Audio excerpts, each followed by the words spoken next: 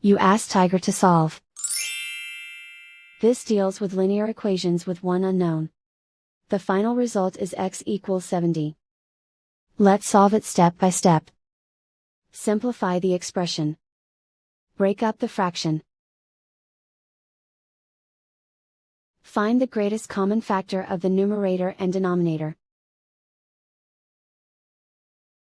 Factor out and cancel the greatest common factor.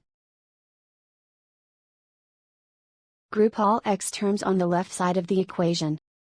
Subtract x from both sides. Group like terms.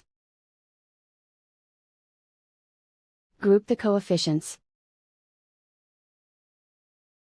Convert the integer into a fraction. Combine the fractions. Combine the numerators. Group like terms. Simplify the arithmetic. Group all constants on the right side of the equation. Add 41 to both sides. Simplify the arithmetic.